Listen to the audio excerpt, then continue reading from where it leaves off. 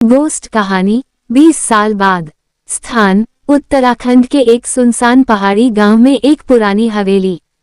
प्रस्तावना। हर पुरानी हवेली के अपने कुछ राज होते हैं, लेकिन इस हवेली का एक राज था जो सिर्फ रात के तीसरे पहर में जागता था। गांव वालों ने नाम दे रखा था 20वीं सीढ़ी का रहस्य।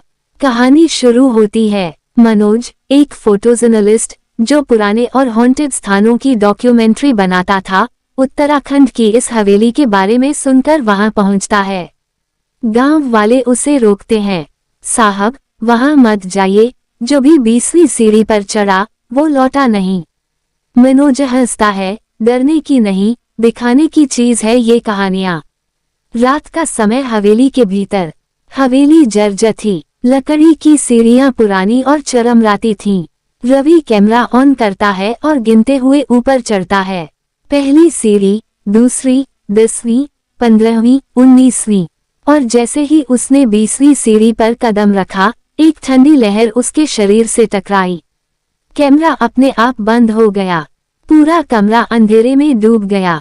अचानक छन छन छन किसी पायल की आवाज आई, धीरे धीरे पास आती हुई। मनोज पीछे मुड़ता है, कोई नहीं, लेकिन अब दीवारों पर खून से लिखा था, मैं लौट आई 20 साल बाद। फ्लैशबैक। 20 साल पहले इस हवेली में एक लड़की सारिका रहती थी। उसकी शादी गांव के जमींदार से जबरदस्ती तय कर दी गई थी, लेकिन उसने इनकार कर दिया। एक रात उसे जिंदा हवेली की 20वीं सीढ़ी पर जला दिया गया। कहते हैं उसकी आत्मा वहीं अटकी रह गई। वर्तमान में मनोज की आंखों में डर था, लेकिन शरीर जड़ हो चुका था। सारिका की आत्मा अब उसके सामने थी, आंखें खाली, पायल खनकती। तू मेरा सच दुनिया को दिखाने आया है ना, तो ले जा मेरा अंतिम दृश्य। मनोज का कैमरा फिर से अपने आप ऑन हो गया, लेकिन जब वो नीचे उतरा, गांव वालों ने देखा कैमरे में तो बस राख और चीखें थीं, और मनोज की आंखें हमेशा के लिए सफेद हो चुकी थीं।